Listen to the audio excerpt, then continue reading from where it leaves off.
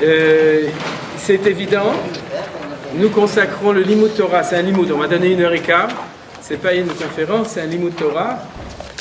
On le consacre à la réussite de la guerre de Tzuk Eitan que nous sommes en train de faire dans le sud. À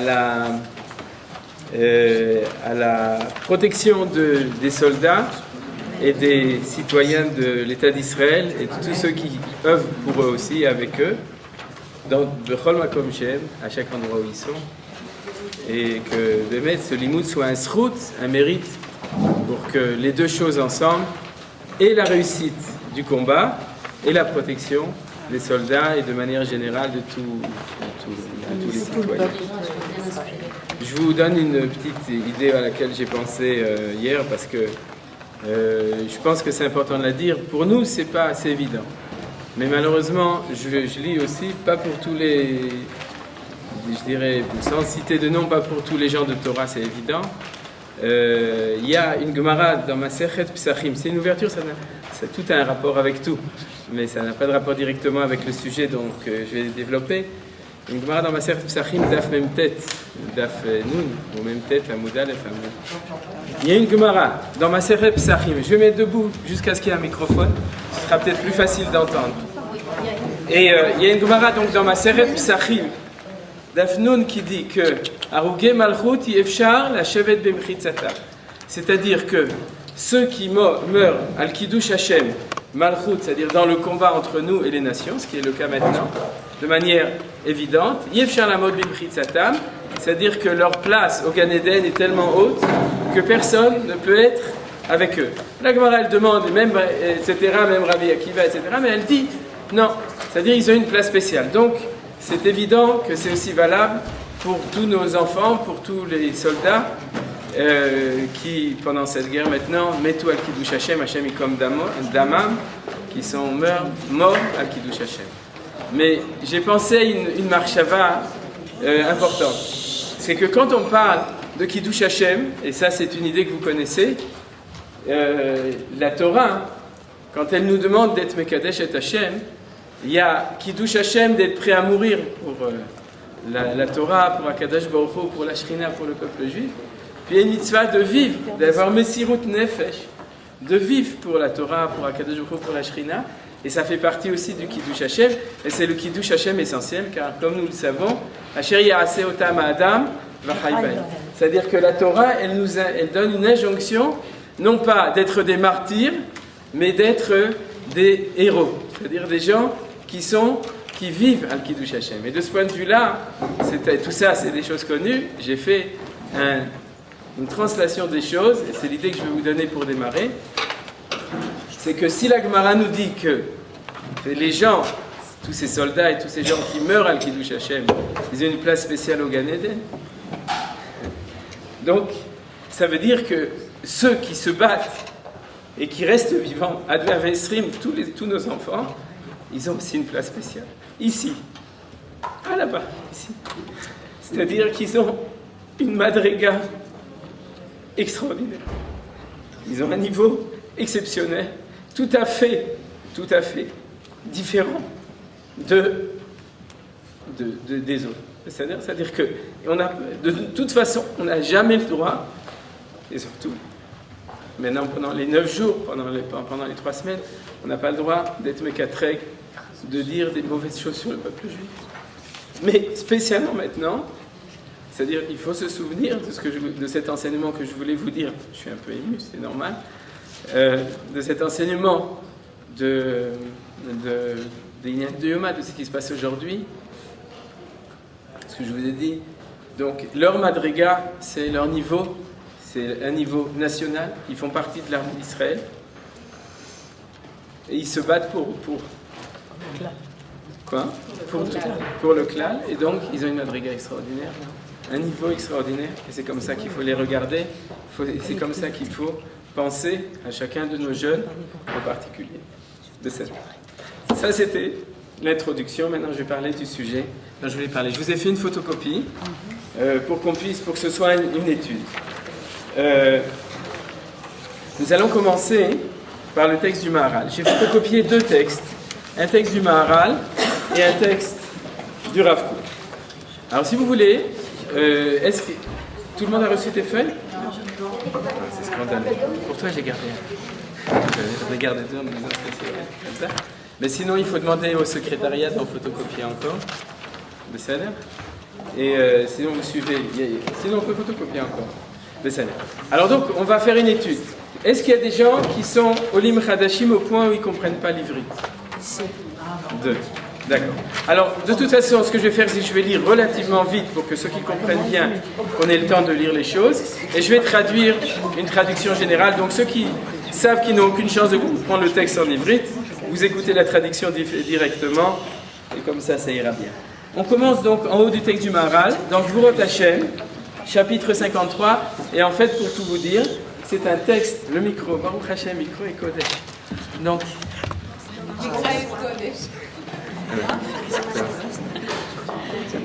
okay. C'est bon. Ok. Donc, on va commencer par lire le texte du Maharal, comme je vous ai dit. Le genre de choses qu'il faut faire entendre hier. Ce texte, c'est un des textes du commentaire du Maharal sur la Haggadah de Pessah. Le titre, l'intitulé du cours aujourd'hui, c'est Chacham Vetam, c'est-à-dire en fin de compte la dimension de sagesse et la dimension de Temimut.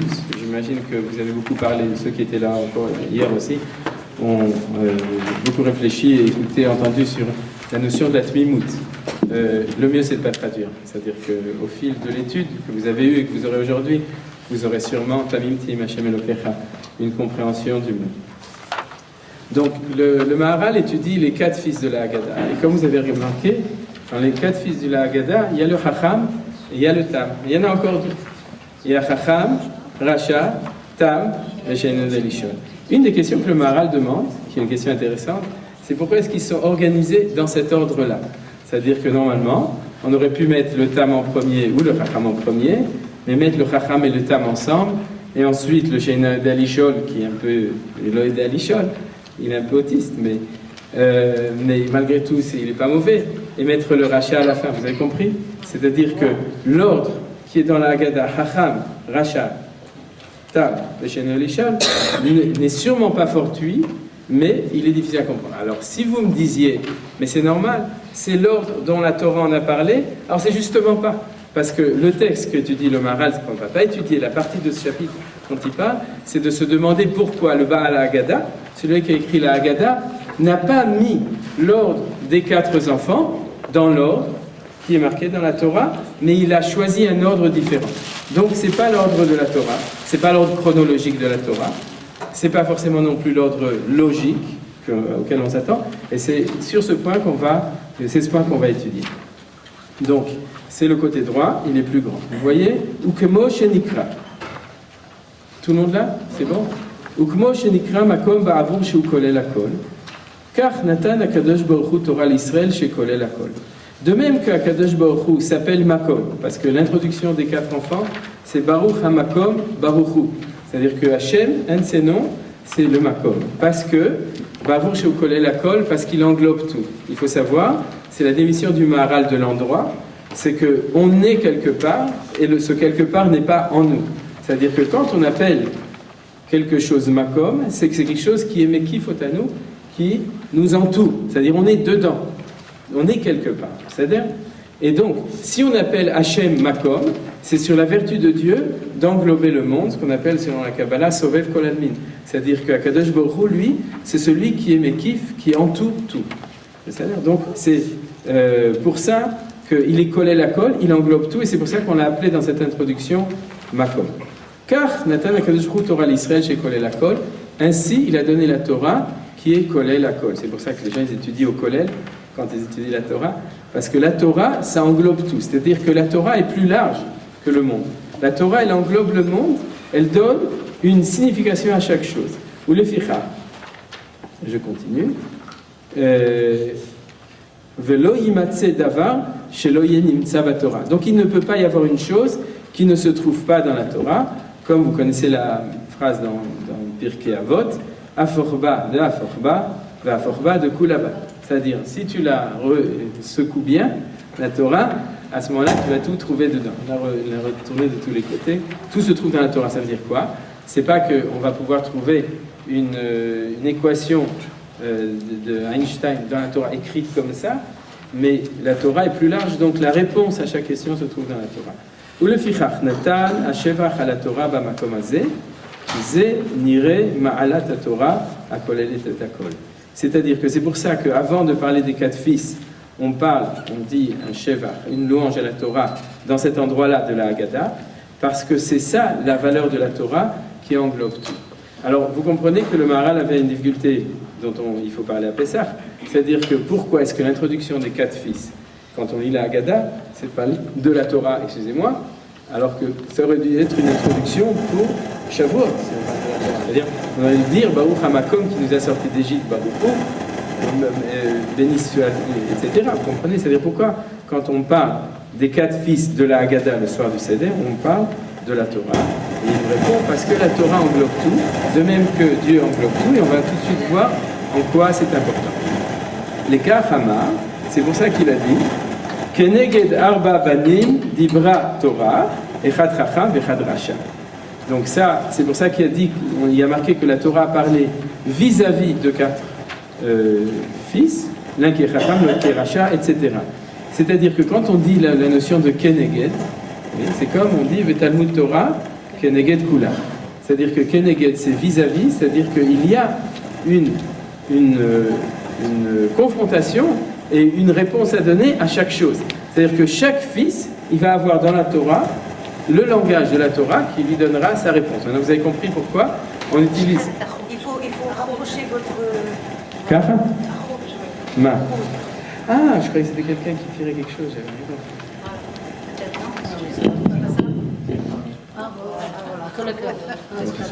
Je croyais qu'il y avait quelqu'un qui faisait du bruit là-bas, donc j'essayais pas de...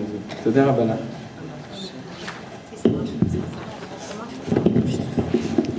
Il y a péché. Voilà, maintenant ça marche. Donc, vous avez compris, Dieu s'appelle Makom parce qu'il donne une place à chacun. La Torah s'appelle Makom parce qu'elle est la place de chacun. Donc il n'y a pas un enfant d'Israël, et à la limite dans le monde, qui n'a pas sa place dans la Torah. C'est-à-dire personne ne peut dire, moi, comme on dit, Zelo Medaber Elai. C'est-à-dire que Sim Zelo Medaber Elav. Je crois que c'est mieux. Le mieux c'est ça. C'est un deuxième essai. C'est mieux sans micro. Voilà, oui, ça se passe.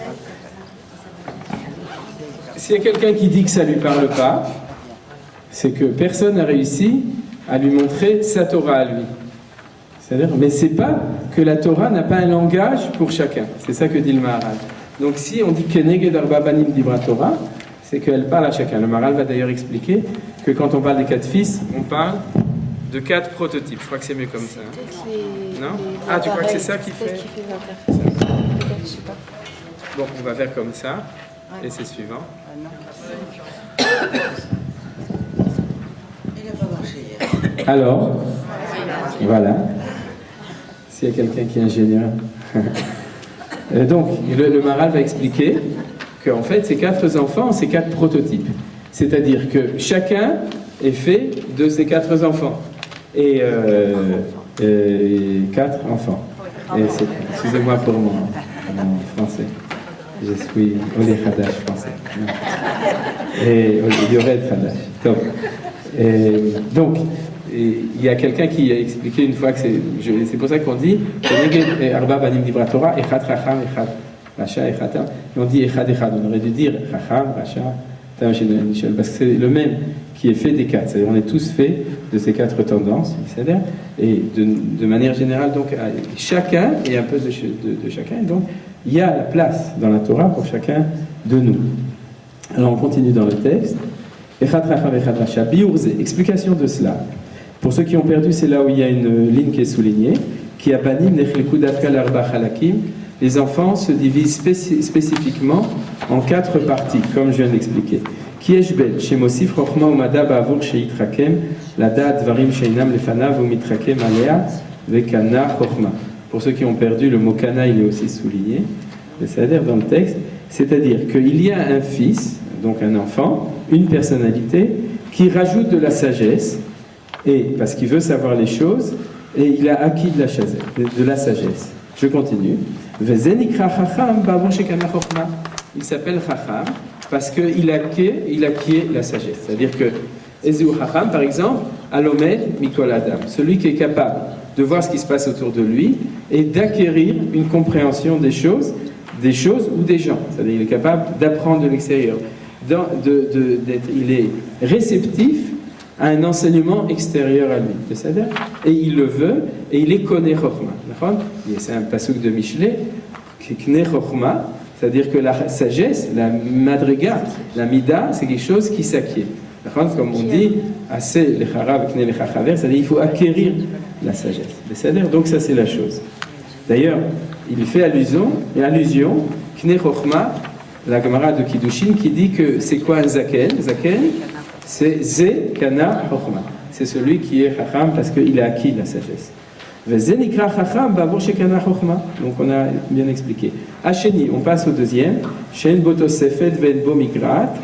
Veze chacham sheno mitrakem bedia yitera rak lishol al advarim kasher yire shenui. Veze migeder atmimut hayedia sheino mosif ve'eno goreh. C'est-à-dire que le tam, il explique ce que c'est que le tam. Le deuxième, il n'explique pas selon l'ordre de la Haggadah, vous avez remarqué. Il passe du chacham au tam. C'est celui qui n'a ni rajout, ni, au contraire, enlevé. Il a ni en plus ni en moins. C'est-à-dire le tam, c'est celui qui est dans l'équilibre des choses. On pourrait dire qu'il est bien avec lui-même. C'est-à-dire il est en espèce d'harmonie entière en lui-même, mais il n'est pas curieux. C'est-à-dire il ne s'inquiète pas, il ne veut pas savoir plus. Mais il n'est pas non plus en train d'enlever. C'est-à-dire, il ne s'autodétruit pas. Il n'est pas en train de dire non, tout ça ne vaut rien, c'est toute une catastrophe, rien ne va plus, etc. Tout se complique. Non, c'est pas comme ça. Il est en équanimité. C'est-à-dire, il est tout le temps dans sa même situation. Ça, c'est la définition du Maharal vital. Et donc, lui, il pose des questions que quand il va voir des changements. Il y a marqué Kacher Ireshinu. Vezé, je continue, c'est là aussi où c'est souligné. Vezé migeder tmimut hayedia sheino mosif ve'eno gorea. Donc j'ai traduit, il rajoute pas, il n'enlève pas. Chez kol mi sheire shinui raoui lo lishol ve'imeno shoel chaser min hayedia.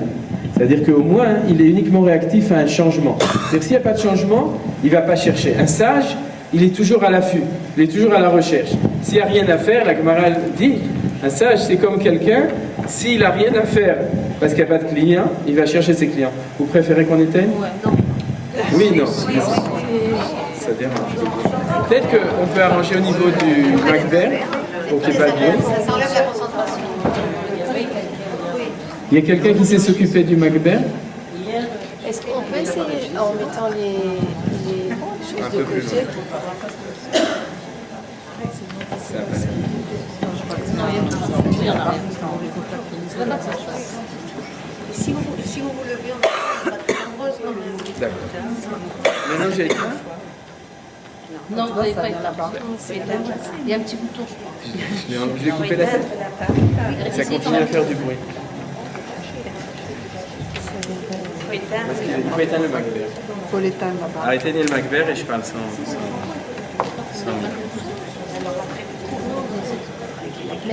D'accord. Donc...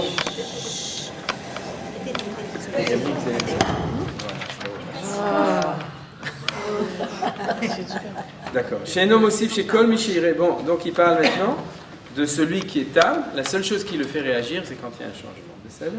Vagimel, ou chez Pochet Minaïdia. C'est aussi un mot qui est souligné Pochet. Le troisième, chez Pochet Minaïdia, il va expliquer maintenant qui c'est le rachat. Chez Afalgav, c'est celui qui est dans la connaissance négative. C'est comme ça que je traduis les mots. Chez Afalgav, chez Uroe Shinou, Yeno Shoel Allah. Même quand il voit. Ah non, excusez-moi, ça c'est chez Noël Alishol, que bien qu'il voit un changement, il ne réagit pas. C'est-à-dire, c'est vraiment celui qui est un petit peu autiste. C'est-à-dire, c'est le Sheino d'Alishol, c'est celui qui est sensible à rien. Même quand il voit quelque chose d'anormal, il ne réagit pas. C'est d'ailleurs pour ça qu'à le Tachlo, comme vous vous souvenez, il faut que quelqu'un d'autre lui ouvre la bouche, parce que sinon, il ne réagit pas.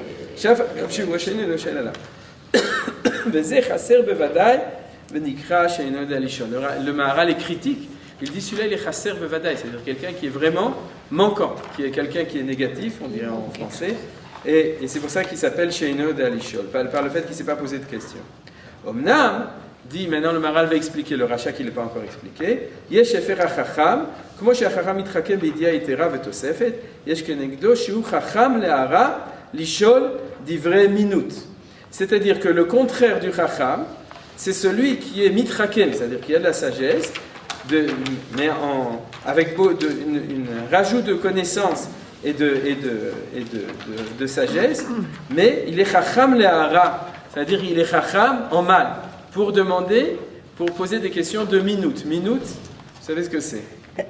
Non, minute, c'est la picorce. C'est-à-dire que quand le Rambam parle de minute, c'est la kfira, comme on dit en français. Hérésie. Ouais, c'est-à-dire en fait, il pose des questions négatives. Quand vous dites one minute, il faut faire attention à ce que vous dites. Vezeh bevadai tosefet. Il dit, évidemment, c'est un rajout. C'est-à-dire le fait de rajouter, on peut ou rajouter positivement, c'est le chacham, on rajoute négativement, c'est le rachat. Qui kol minute ou d'avar tosefet ra, shu chacham lehara. Chaque minute c'est le contraire de la sagesse du sage qui est tzaddik, qui est juste. C'est le sage qui est mauvais. Il rajoute quelque chose, mais c'est du tosefet ra. Il rajoute du mal parce qu'il est chacham lehara, il est sage pour le mal. Veze nikra racha, perush racha bechokhma. Donc celui qui s'appelle un rachat, c'est le rachat dans la sagesse, l'itrakem bedivre minute, d'être sage, mais d'avoir une sagesse négative. Chez Kol Asher Noté Lara ou Nikra Racha, tout celui qui tend vers le mal s'appelle Racha. Les Fichach Elu Arbaat Abanim. Kolelim Kol Chelke Abanim. C'est pour ça, et je vais tout de suite l'expliquer, je traduis pour l'instant, que ces 4 enfants incluent toutes les sortes d'enfants. Vous avez compris? On n'a pas encore compris, mais c'est son principe avec lequel il a commencé. C'est qu'ici on a une notion Kolelet, on a une notion qui englobe tout. Ve'enod Acher Zulat Elu. Il n'y a pas d'autres enfants que cela. C'est pour ça, ce que je vous ai dit, c'est des archétypes. C'est-à-dire qu'ils correspondent aux 4 caractères possibles de la personnalité humaine. Alors maintenant il va les résumer. Im mish yosif bechokma, si c'est celui qui a rajouté, pour ceux qui ont perdu, on est 7 lignes avant la fin, celui qui a rajouté de la sagesse. V'im hashalem beyedia, celui qui est dans la plénitude de la connaissance, c'est le tam.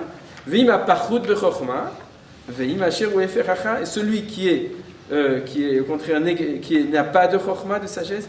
Et celui qui est le contraire du chacham. Chez chacham be'emet laskil, parce que le chacham, il est chacham véritable dans la vérité pour avoir des connaissances. Vezeh le'ara, et l'autre, il est dans le mal, bedivre minut, dans des paroles de minut. Velachach, magdim hachacham, v'achakach efer shelo, shu harasha, ki afachim yesh lehem yedi achad. Et maintenant, dit le Maharal, c'est pour ça que dans la Haggadah, le Baal Haggadah a mis le rachat tout de suite après le chacham, parce que dit une phrase, il se ressemble. Il dit plus que ça. Il dit qu'il y a Fachim, Yeshlem, il dit Achad. Les contraires se rejoignent. Vous savez que les extrémités se rejoignent. C'est-à-dire qu'en fait, le Chacham et le Racha, c'est la même personne, potentiellement. Le problème, c'est de savoir qu'est-ce que tu fais avec ton IQ. Minatov, Nikar, Otoshura, Shuofro, Vacharkar, Zicham, Kaseder. Et du bien, on peut reconnaître celui qui est le mal, qui est le contraire. Ça, c'est un secret de la Torah, le Fum Chashuchan Eura. C'est-à-dire que quand tu connais l'un, l'obscurité, tu vois la lumière. Quand tu vois la lumière, tu comprends l'obscurité. C'est-à-dire l'antithèse de chaque chose est compris par la thèse et vice-versa. Alors maintenant, je vous ai fait un petit dessin pour vous montrer en fin de compte l'idée du Maharal de manière générale. L'idée du Maharal, j'ai rajouté un petit peu dans cette interprétation, c'est que il y a 2 couples. Il y a le couple Chacham Racha et Tam Vesheino Dalishol. Parce que si vous réfléchissez, le Sheino Dalishol, c'est une sorte de Tam. D'accord? Dans la Gemara du Yerushalmi, il y a une girsa au lieu de Chacham, et Rashi l'amène dans le Chumash, qui dit Tipesh au lieu de Tam. Au lieu de Tam. Alors c'est pas du tout ce qu'on va dire, on n'est pas en train de dire que le Tam il est Tipesh. Mais le Sheino Dalishol, c'est le Tipesh du Tam. C'est-à-dire qu'il y a deux centres de la personnalité. Il y a l'intellect et puis il y a le cœur. Alors celui qui est dans l'intellect, c'est un chacham. Et s'il est chacham, il peut être ou tov ou ra. S'il est tov, il est chacham. S'il est ra, il est racha. Et dans le cœur, il y a la tmimut, il y a la plénitude, il y a la shlemut, etc. La tmimut.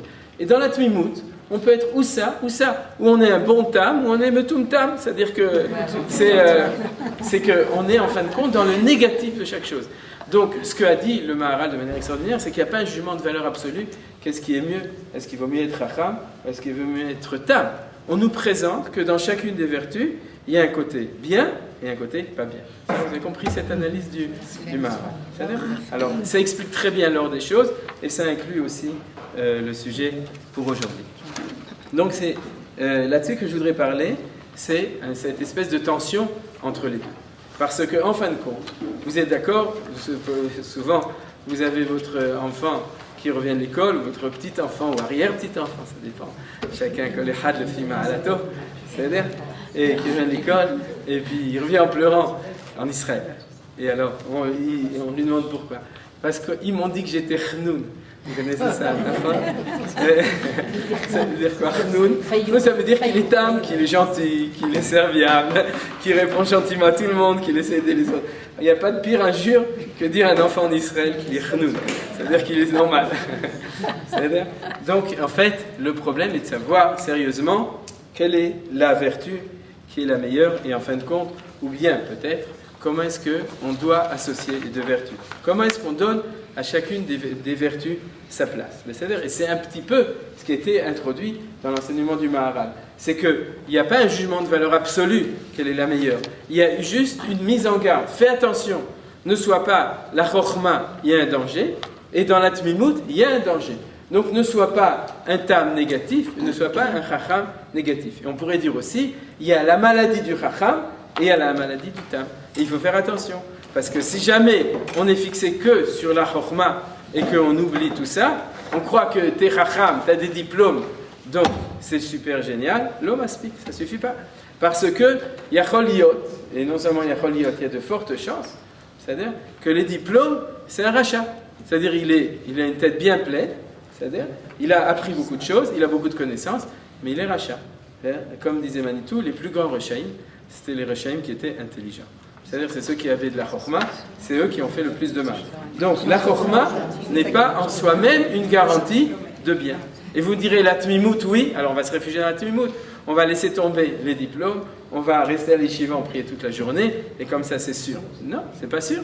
Peut-être tu vas devenir un shaino de Alisho, c'est-à-dire quelqu'un qui ne réagit à rien, qui ne comprend rien, qui ne s'intéresse à rien, qui est là dans ton truc, mais c'est pas ça non plus. Donc, on est là dans la question. Vous avez une question? On peut pas être en même temps chacham et tam. On ne peut pas inclure les deux. Mais si, Ah oui, bien quand sûr, même, mais c'est quand ça le même. sujet. C'est pour ça que je fais le coup. Quoi, Dans la Gada, il n'y a pas Chacham Tam.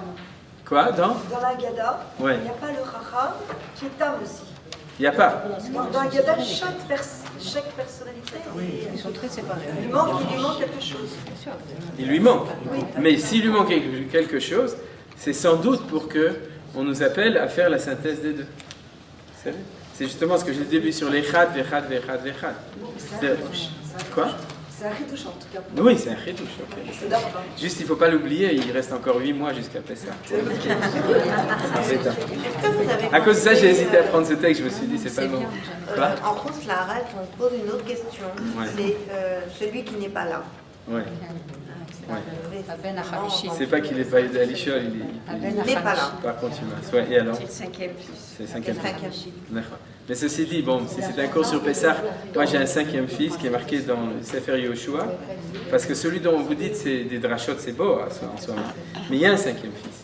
C'est-à-dire que les 4 fils, c'est parce que 4 fois dans la Torah, il y a marqué que tu répondras à ton fils quelque chose. C'est-à-dire que le Baal Haggadah, celui qui écrit la Haggadah, il a fait un drash sur des psukim de la Torah. Il a remarqué que 4 fois, ni 5, ni 3, il y a 4 fois. Mais il y a un cinquième au début du livre de Yoshua, quand ils ont passé le Jourdain, et il y a marqué, quand tes enfants te demanderont pourquoi tu as mis ces pierres ici, et tu le dis, parce qu'on est rentré en Eretz Israël. Et le cinquième fils, c'est pas celui qui a la tête, ça c'est le cinquième fils de la galoute, malheureusement. Le cinquième fils d'Eretz Israël, c'est celui qui fait la synthèse de tout, c'est celui qui rentre en Eretz Israël. Top. Alors donc, vous trouverez la référence, c'est facile, c'est un des premiers chapitres du Sefer Yoshua, je me souviens plus par cœur. Donc, on va parler de cette synthèse, on va chercher une définition un peu de la synthèse entre les deux, entre le Chacham et le Tam. Pardon, mais quand Oui. même ce Eno Yodé Alishol, quelque part, il manque de qualité. Ouais. Autant dans le rachat c'est négatif, mais on lui voit quand même une qualité d'intelligence. Dans celui de Eno Yodé Alishol, il n'a pas la shlemut du tam, il a pas. Qu'est-ce qu'il a? Eh ben, il a la tmimout. Si, il a Non, oui. C'est-à-dire que si s'améliore, il va devenir un bon tam. Ou Chasser, ou Omer, un Quel? Chasser. Aval Gama Racha. Le Maral, il est critique sur le Racha. Regardez juste au-dessus, pas dans la conclusion. Mais avant, il est extrêmement critique contre le Racha aussi. Vous êtes Ashkenaz ou Sfarad? Ashkenaz? Ah ouais, ça m'étonne.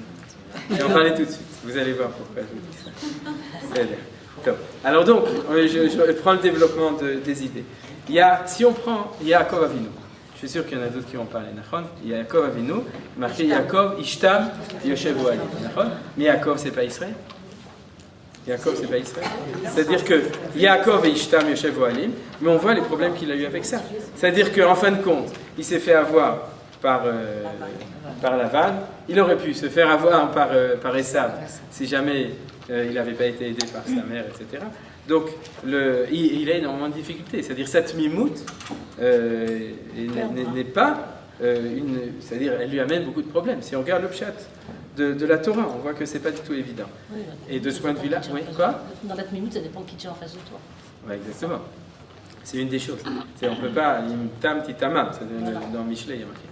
Mais de nouveau, on a quand même un sentiment que la personnalité de Yaakov Avinu n'est pas entière, malgré tout, même bien qu'il est tam, tant qu'il est Yaakov et tant qu'il n'est pas Israël. Or, ce qui est intéressant, c'est que justement, par exemple, il y a marqué im ikesh titakash, c'est-à-dire quand tu es en face de quelqu'un, comme vous avez dit, qui n'est pas tam, alors il ne faut pas être tam. C'est-à-dire qu'il faut savoir lui répondre par ses armes. Et il y a aussi marqué betarbulot ta'ase milchama. C'est-à-dire que quand tu fais la guerre, il faut savoir utiliser des tarbulot. Celui qui est tam et qui attaque comme ça directement en disant ça va pas. Tarbulot, il faut. Quoi? Des Russes. Des Russes de guerre. Ouais. Il faut être russe. C'est-à-dire il faut utiliser une intelligence de Russe même, c'est-à-dire pour pouvoir faire la guerre, pour se battre contre les autres. Et quand on regarde, en fin de compte, le nom de Yaakov Avinu, en fin de compte, c'est Israël, qui a deux significations. D'un côté, Yashar El, c'est-à-dire celui qui est droit vers Dieu, et de l'autre, qui Sarita im Elohim vimanashim batucha. Sarita, ça veut dire, selon le Pshat, parce que tu t'es battu, il s'est battu contre l'ange. C'est-à-dire que ce qui a été rajouté à Yaakov Ishtar, qui était inclus dans le fait, comme explique tout le Netziv, etc., dans le fait que Yitzhak lui a donné la bénédiction de Esav aussi, en plus, c'est qu'il lui a donné aussi un complément possible, sous toutes sortes de dimensions, à sa vertu de Tmimout. Il lui a donné quelque chose de plus. Et cette chose de plus, c'est quand il vint l'ange tutélaire de Esav, c'est Kisaritaim Elohim Vimanashim Vatochal. C'est-à-dire que tu es capable de te battre aussi contre lui, Vatochal, et de le vaincre. C'est pas la Tmimout, c'est quelque chose d'autre que la Tmimout, cette chose-là. Donc Israël, c'est les deux choses ensemble. Il y a un très beau verset que je ne vous ai pas imprimé, que le Maharal cite dans un autre endroit, de la fin du 2e chapitre de Michelet. Vous avez entendu parler, vous connaissez la station Michelet à Paris? Oui.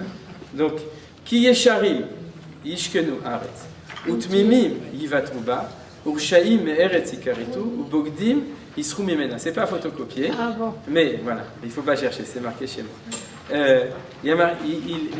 Le Passouk, il reprend exactement le thème de la Haggadah, sauf le dernier. Il donne d'autres noms. Il dit Yesharim Ishkenu Haaretz, ceux qui sont droits, ils auront la place sur la terre. Utmemim Ivatruba, et ceux qui sont tmimim resteront aussi sur la terre.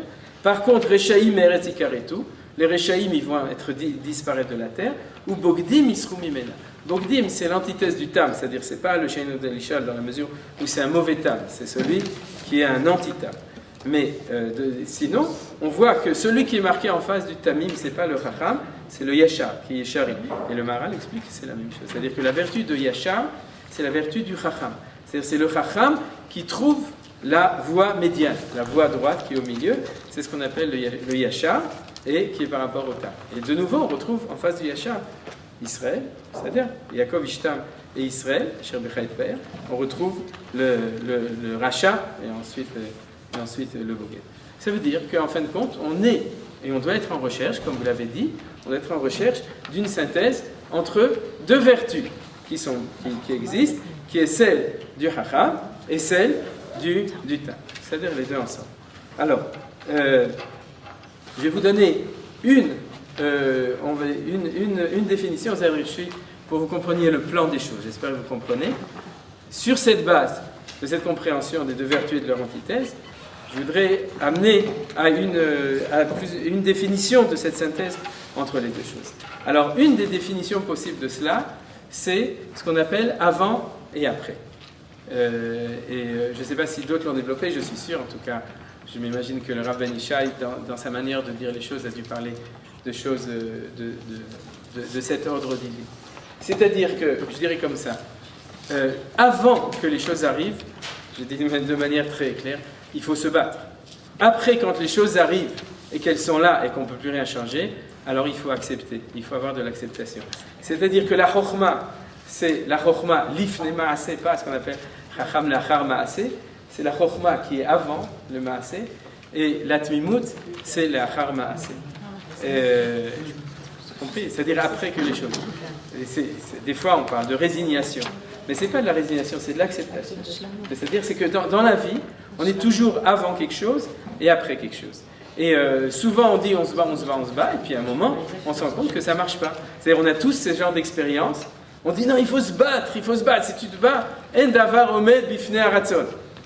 Ouais, c'est-à-dire comment il a dit? C'est Napoléon qui a dit quoi? Quoi? Celui d'Hachem ou le nôtre. Ouais, d'accord. Mais notre expérience humaine, vraiment, tout le temps, c'est que c'est vrai, il faut se battre, il faut essayer. Et souvent, on se rend compte que c'est plus la peine de se battre. Pourquoi? Parce que Zechavat, c'est pas ton chemin, c'est pas les études que tu dois faire, c'est pas ton conjoint, c'est pas l'endroit où tu dois habiter, c'est pas la yeshiva où tu dois étudier, c'est pas ton métier. Donc c'est pas la peine. Chaval. Ah, mais alors je me suis trompé, j'ai perdu 10 ans de ma vie, 20 ans de ma vie, 2 ans de ma vie. Mais c'est pas grave, t'as rien perdu. T'as rien perdu du tout. Toute chose t'a fait avancer, mais c'était pas ça qui était pour toi. Alors ça, c'est de la tmimout. Mais a priori, celui qui, a priori, dirait ah non, tout ce que fait Hachem, Akol, le Tova, etc., de cette manière-là, ouais, ben c'est Hachem Alishol, c'est pas un tam. Il ne fait rien, il est dans l'inaction. Donc, voilà, ishtadlut et bitachon, c'est-à-dire emuna ou bitachon, c'est-à-dire tu fais une ishtadlut avant, mais des fois il faut aussi savoir s'arrêter, il faut savoir être intelligent et s'arrêter. Alors ça, c'est une définition, on pourrait dire, la différence entre ce qu'on appelle le chacham et le tam.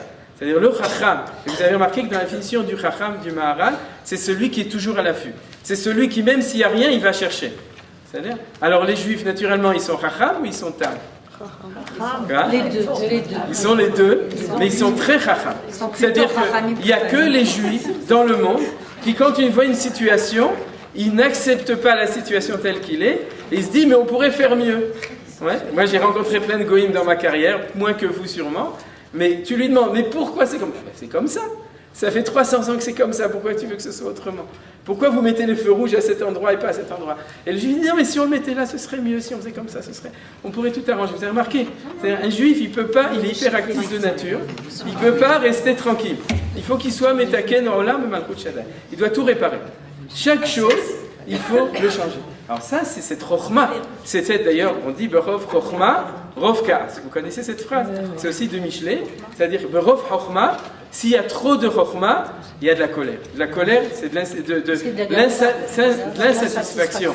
On est tout le temps en train de bouillir, etc. Alors vous avez, dans la psychologie, on va dire c'est l'extraverti, l'introverti, etc. C'est aussi vrai. C'est-à-dire c'est celui, le chacham, c'est celui qui est tout le temps en train de regarder, de comprendre, de vouloir ajouter, de vouloir dire mais pourquoi c'est comme ça, etc. Une sugia de Gemara, c'est la chokhma, parce que rien n'est accepté. Tout est remis en question et on posera toutes les questions et on ne restera pas avec la question. Il faudra qu'on ait aussi en fin de compte une réponse à toutes les questions. C'est-à-dire, c'est ça la notion du chacham et du tam de ce point de vue-là. Alors là-dessus, je voudrais avoir une analyse. Vous avez compris, avant et après.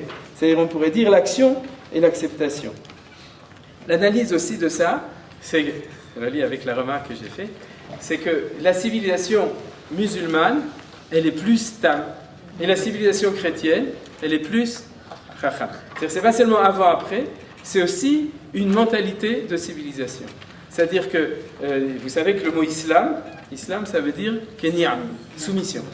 L'islam. Achna'a, c'est la soumission. C'est quoi la soumission? Vous le savez, c'est dans la théologie musulmane.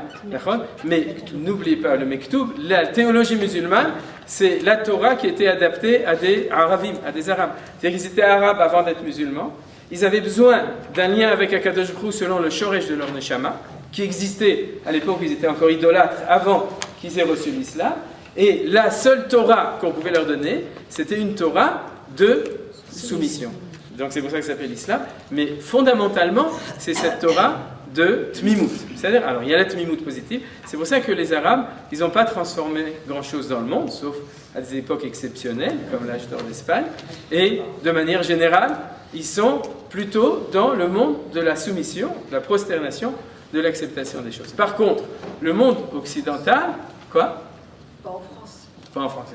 Non, comme ils ne savent pas faire, alors ils sont dans la destruction. Ça, c'est de manière générale. C'est-à-dire quand c'est le sale gosse, c'est-à-dire quand il voit qu'on fait et que lui, il n'arrive pas à faire, alors il casse ce que les autres font. C'est-à-dire, ça c'est une analyse claire de l'islam moderne aujourd'hui. Et par contre, le monde occidental, il est plus dans une tension tout le temps. Il ne peut jamais rester tranquille, de nouveau. Ouais, on court de tous les côtés pour transformer. C'est-à-dire, si on a dit que c'était une valeur juive, c'est aussi une valeur, quoi? Mitrakem. Mais la plupart du temps, Bémet, comme Manitou l'a souvent analysé, Mitrakem Léara. C'est-à-dire que la sagesse, la tête bien pleine des goïms, on le voit souvent, malheureusement, pour eux, quoi? Manipuler. Oui, ou bien pour le mal, c'est-à-dire qu'on voit que les sagesses ne les amènent pas forcément au bien. C'est-à-dire, ou souvent, l'histoire dans la Shoah, c'était dans le mal, c'est-à-dire la technologie et la sagesse de l'Allemagne et de tous les pays, pour le mal. Donc c'est la preuve, le paroxysme, on pourrait dire, de cet échec d'une civilisation, qui est une civilisation de sagesse sans tmimout, sans midot, sans cette bonne chose. Alors vous comprenez que si on ne fait pas une analyse plus profonde, on sera entre les deux mon cœur balance, c'est-à-dire on va être tout le temps entre les deux. Vous connaissez ce genre de critique, c'est-à-dire que celui qui est dans la sagesse, il dira laisse tomber la tmimout, celui qui est dans la tmimout, il dira laisse tomber la sagesse. Et Manitou disait souvent que la différence entre un Ashkenaz et un Sfarad, c'est pas le côté juif, parce qu'en tant que juif, on est tous les mêmes. C'est le côté occidental ou oriental qu'on a en nous. C'est ce qu'on a, on était imbibé pendant des centaines d'années. Alors, tu comprends ce que j'ai dit? C'est-à-dire que j'aurais fait la même remarque que toi.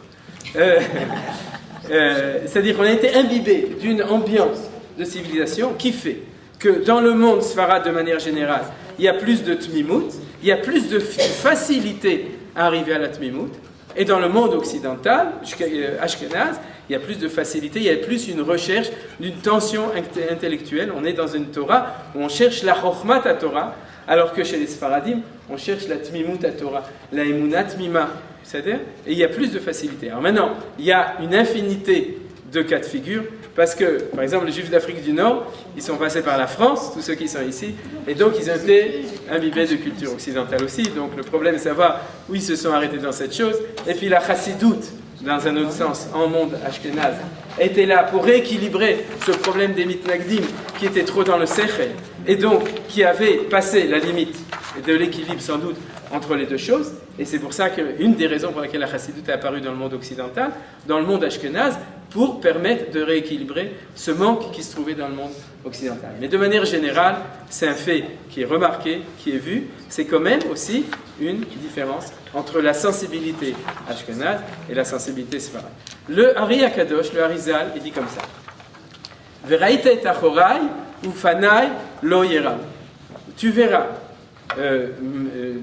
ma face arrière, mais ma face devant, tu la verras pas. Vous vous souvenez, c'est dans Parashat Kitissa, quand Moshe Rabbeinu, il s'est mis dans l'abri anti-atomique, c'est-à-dire dans la grotte, pour pouvoir, il a demandé, je voudrais voir ta face, et Akadosh Baruch Hu a répondu, tu ne pourras pas voir ma face, mais tu pourras voir le côté arrière. On dit qu'Asher chez Tfilin et Rale Anav, c'est qu'il a vu le nœud des Tefilin. Bon, mais en fait, c'est un secret, il a vu le côté derrière. Alors, vous me demanderez, et moi je vous demanderai, c'est quoi la face de Akadosh Baruch Hu, et c'est quoi le côté arrière d'Akadosh Baruch Hu? Quelqu'un peut me décrire les rastotes de Ribono Shel Olam, quand on le voit par derrière?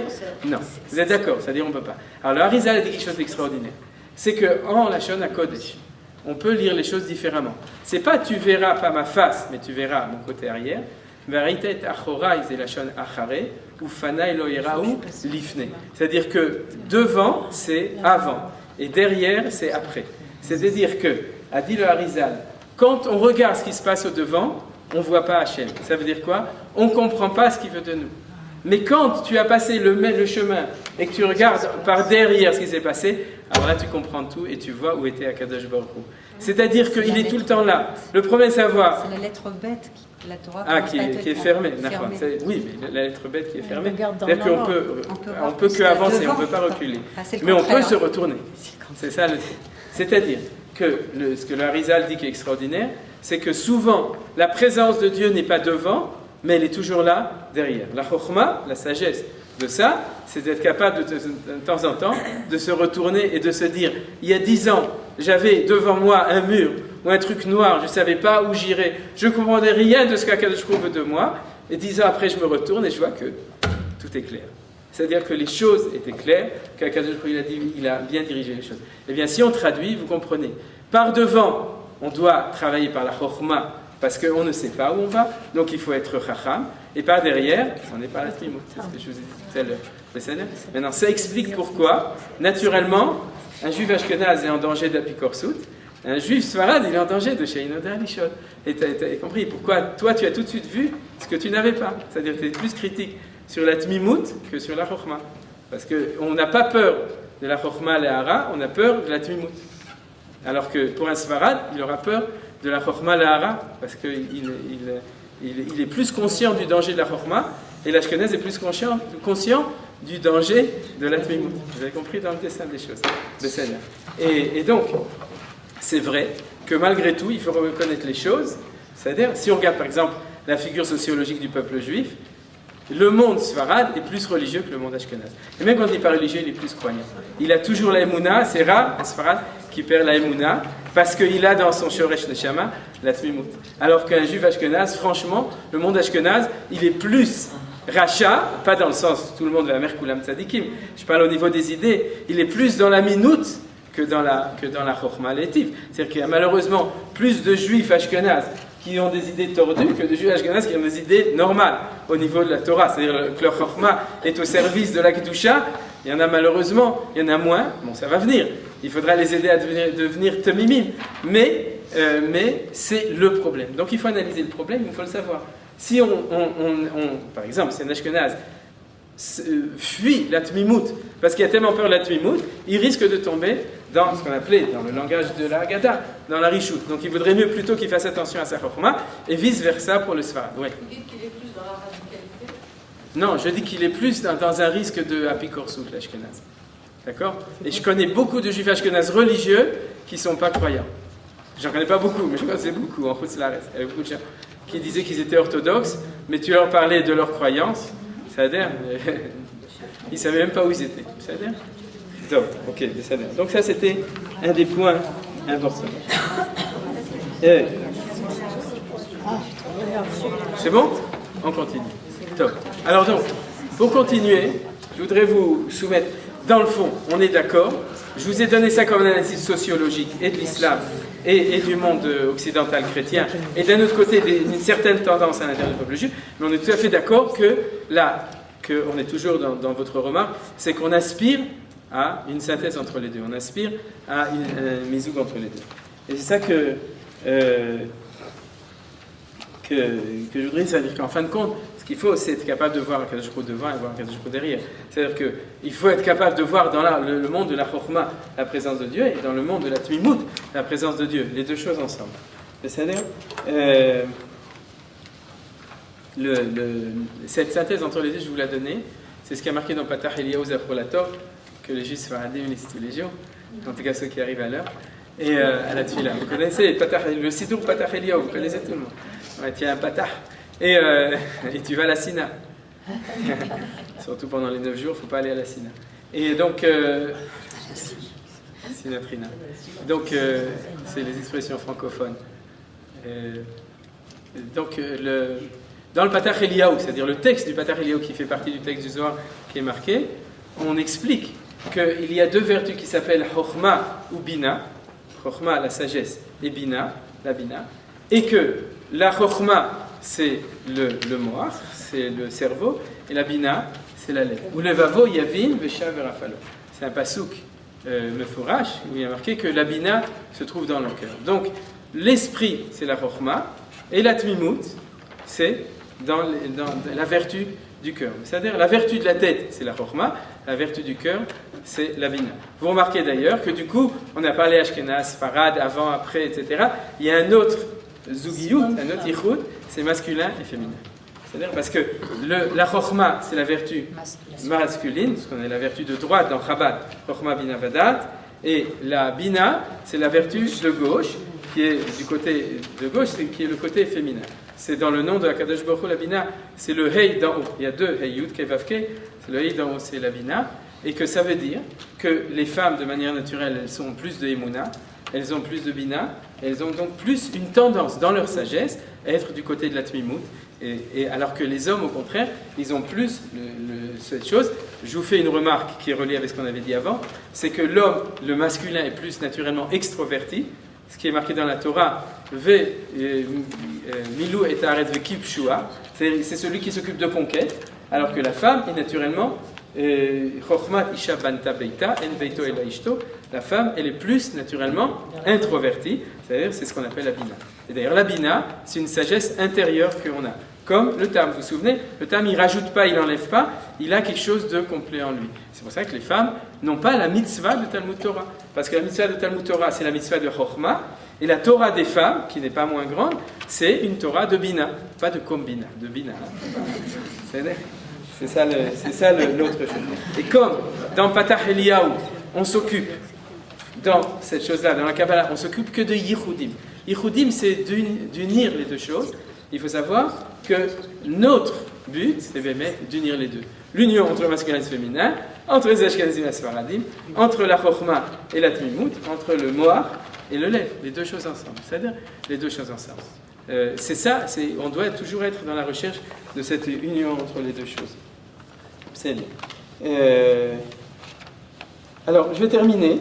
Il me reste encore un quart d'heure, il paraît, avec le texte du Rav Kook. Le texte du Rav Kook, il est extrêmement critique sur la tmimut, uniquement tout ça. Et je veux dire parce qu'il donne une nouvelle analyse. Ça intègre les choses, mais elle est reliée directement avec ce qu'on est en train de vivre aujourd'hui, au moment de la guerre, et donc c'est extrêmement important. C'est un texte que vous avez sur la gauche de Rotatria. Je vais d'abord vous donner l'idée, et s'il nous reste du temps, alors on le lira, et sinon, tant pis, ce sera pour une autre fois, surtout que le Rav Kook, c'est toujours compliqué à lire.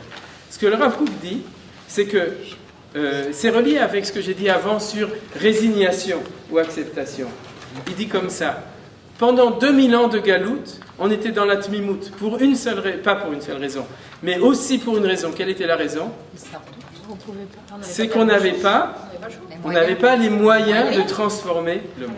C'est-à-dire on pouvait le faire dans notre ghetto, on pouvait le faire dans notre communauté, mais on ne pouvait pas se prendre en main pour transformer les choses véritablement, pour être réactif, pour agir. Donc, en fait, la vertu de la galoute, c'est la vertu de tmimut. Mais le Rav Kook dit, ça finit par devenir une maladie. C'est-à-dire que la religiosité de galoute, c'est une religiosité, on pourrait dire, de bigosité, comment on dit ça, je ne sais pas comment on dit, de bigoterie, de piétisme, voilà. C'est une religiosité de piétisme qui ne vient pas d'une force, mais qui devient d'une faiblesse. C'est-à-dire que, comme tu ne peux rien changer, tu t'habitues à tout accepter. C'est comme ça. Akadosh Baruch Hu, il a décidé, il a voulu. Alors, sinon, on n'aurait pas pu supporter. Alors, c'est sûr, il faut avoir cette vertu. Mais ce n'est pas tout, et ce n'est pas la situation normale d'être comme ça. Et donc, le Rav Kook dit, la teroufa, le remède, quand on revient en Eretz Israël, c'est pas la tmimut. Le remède, c'est de restaurer l'autre côté. Et cet autre côté, le Rav Kook l'appelle la Gvura. Alors ça ne va pas avec l'histoire de Bina, etc. Ne posez pas de questions. C'est-à-dire, ça ne va pas. Si on l'entend dans Yaakov et Israël, on entend de la Gvura. Dans la notion d'Israël, absolument. C'est-à-dire, oui, mais on a dit que la Gvura, c'est le côté gauche et la Chokhma, c'est le côté droit. Donc pour ça, il faudrait un peu arranger les choses. Mais dans le nom, vous avez raison. Tout à fait. Kisarita, c'est le combat. Donc le Rav Kook dit, le combat, c'est la restitution de cette vertu qui nous manquait, puisqu'on n'était que Tmimim. Et bien sûr, on était Chachamim. On était Chachamim dans la Torah. On était Chachamim dans une Sugia de Gemara, dans un Tosfot. On avait une Chokhma extraordinaire. mais on n'était pas chachamim dans le sens de la confrontation par rapport à une situation d'aller de l'avant. Ce qu'on a dit, le fanim, d'aller devant, et surtout l'impossibilité d'être capable de le faire b'shem Hashem. C'est-à-dire de voir, de le faire, d'avoir une chokhma élokite, le chokhma de Gdusha. Parce que la tmimout de Gdusha on avait, mais la chokhma de Gdusha, on ne sait pas comment le faire. Et dit le Rav Kook, c'est une des crises du sionisme. C'est-à-dire que si tu es soldat, c'est plus valeureux aujourd'hui pour Hashem. Aujourd'hui, on est dans la phase suivante. Mais au début de l'histoire, si tu es soldat, si tu assèches les marais, d'accord ? C'est-à-dire si tu es kibbutznik, tu dois enlever ta kippa. Pourquoi ? Parce que la religion, c'est de la tmimout. La religion, c'est du passéisme. La religion, c'est de l'acceptation. Or, si tu es acceptation, c'est que tu acceptes la galoute. C'est que tu acceptes qu'on te donne des coups et que tu attends que ça passe. C'est-à-dire, et tu ne bouges pas. Donc il dit, le sionisme, c'est un ta'alir, c'est un processus qui ne peut pas accepter cette chose, et c'est ça qui a engendré le fait que les gens ont jeté leur religion, parce que la religion n'était pas la vraie religion. C'était une religion de Tminmout, sans une religion de Chokhmah.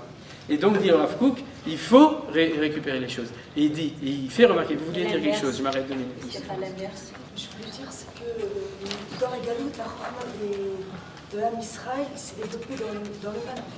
Dans d'un côté négatif par rapport au goïm, avec par exemple le marxisme, le communisme, Karl Marx, le psychanalyse.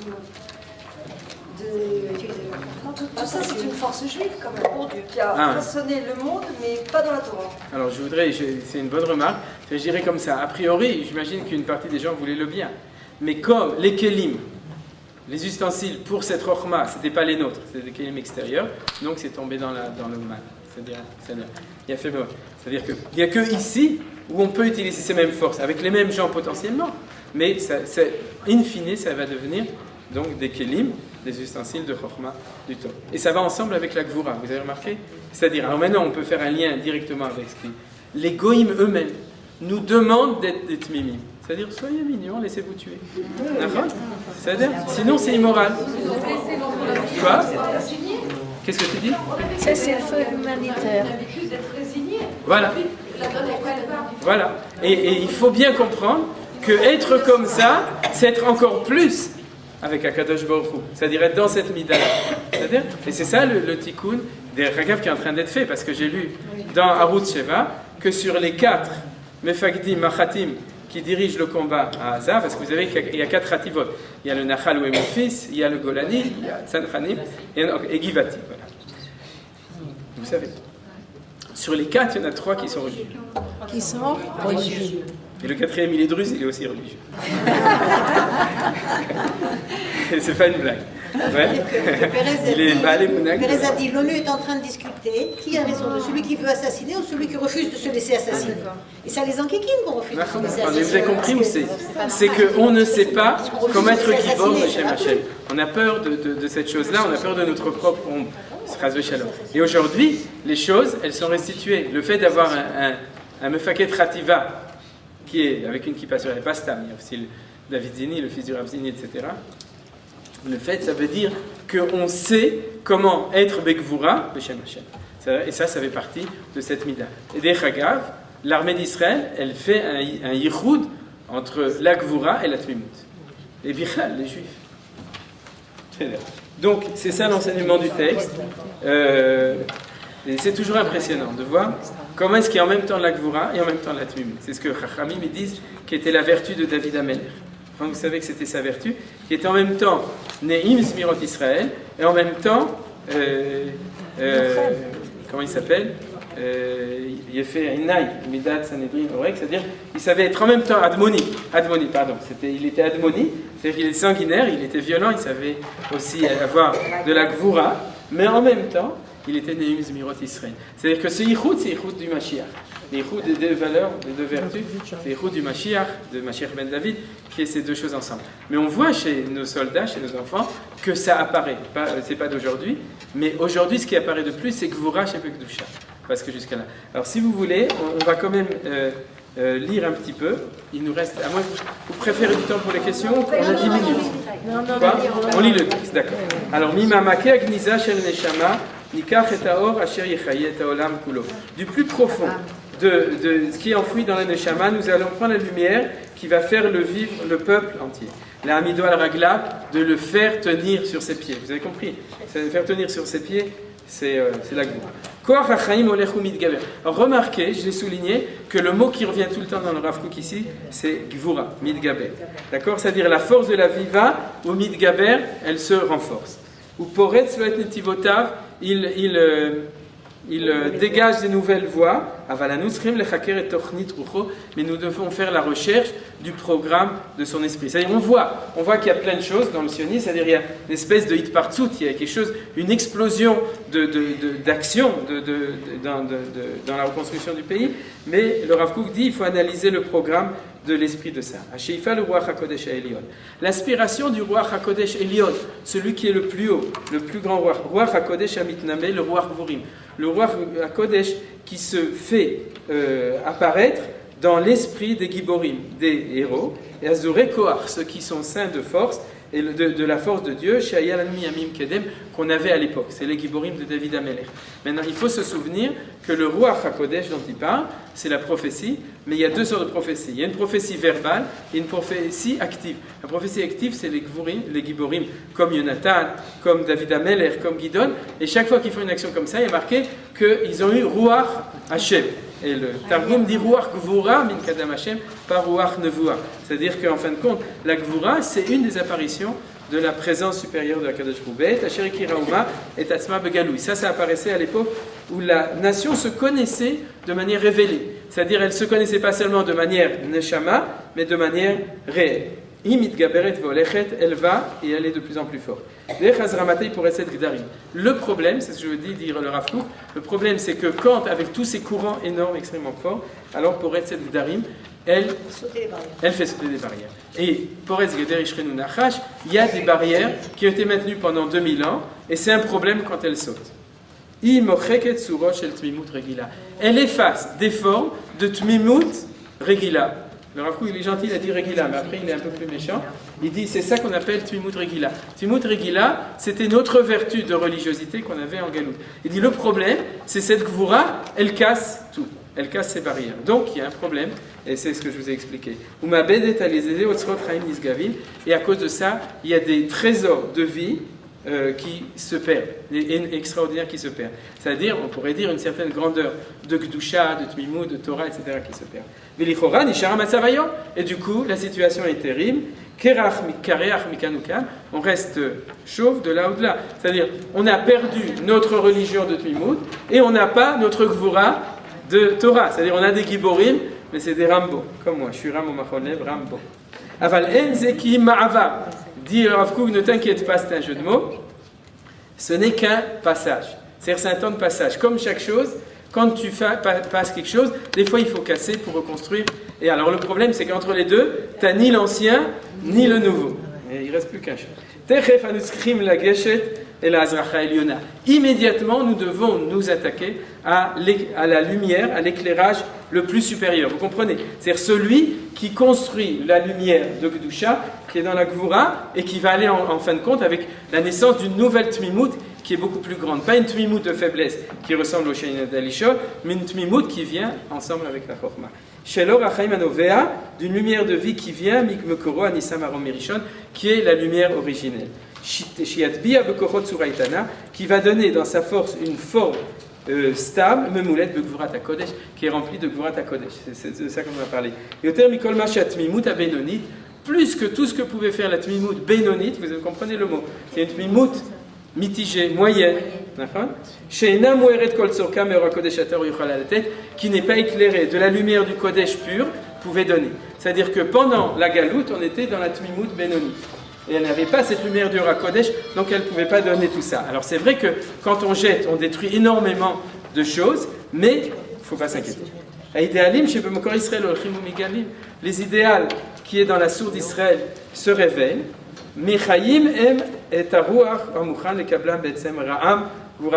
Donc elle donne de la vie et de l'esprit à ceux qui sont prêts à les recevoir, Davka, par la puissance de leur Gvura. et il demande de créer des nouveaux kelim, donc des nouveaux ustensiles, kelim rabim, beaucoup de kelim, neshamot briot shel dor nara'anan, des neshamot en bonne santé d'une génération qui est en bonne santé, yoshev al admato, ve'hazur bikvurat eshayomino, et celui qui est installé sur son pays, ve'hazur est saint de la gvura, de cette force, be'yesha Yehuda Shomron ve'chevel Aza, yomino qui est à la droite de la Kadosh Baruch. Amigdash, à neuf voix, c'était aussi un jeu de mots. Amigdash, à neuf voix, va malchut vechol tarsisem. Le Migdash, le sanctuaire, la nevoie, la prophétie, la malchut, le royaume. Sholchim elenet kavam et Torah mazarua beres hachaim. Ceux qui nous envoient toutes ces lignes, tous ces éclairages, pour ça, pour les semer dans le pays de la vie. Karnaim yadam lanu galeo rotemakim à la fapen. Bon, on va s'arrêter là. Non. Asgurot bechol mesher zman agalud amemasmeset et akol. C'est toutes ces lumières, toutes ces forces, on pourrait dire toutes ces énergies, on dirait aujourd'hui spirituelles qui arrivent vers nous, ouais, elles étaient toutes fermées pendant le temps de la galoute, qui dissolvait tout, c'est-à-dire qui dissolvait tout. Et on va finir par la dernière phrase.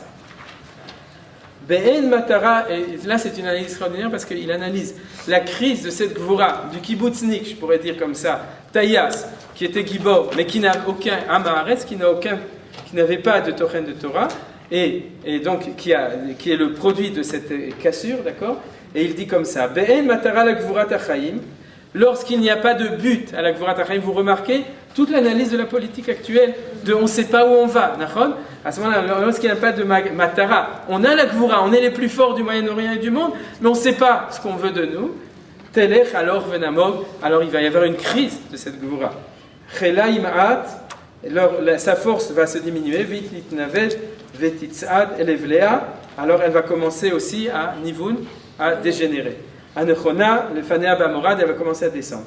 Ou gvurat achaim aliona, mais à ce moment-là, la gvura de la vie supérieure, c'est-à-dire des gens qui ont un esprit de gvura, mais seulement qui ont en plus la lumière de la Kedusha supérieure, Ameuter et Bechlal, qui est avec la couronne du Klal, Beka al-Am, Imofaat, Bematarata Nechona, elle va commencer à apparaître avec Matara, avec le but exact. C'est pas de créer un miklat ici pour les Juifs, on n'est pas ici pour s'éclater, je suis pas dans le miklat, et on est ici pour construire le pays de Hakadosh Baruch Hu, de la Shrina, les Fanea Bechayenu à nous dans notre vie, Bachaim Atochim Shelanu, qui se remplit de la vie intérieure à nous, chez Bishulka, Chanuchaim Bekayamim, la raison pour laquelle nous sommes vivants et nous sommes là, Nilchamim, et à ce moment-là on se bat, ou Menatzrim, et on ici.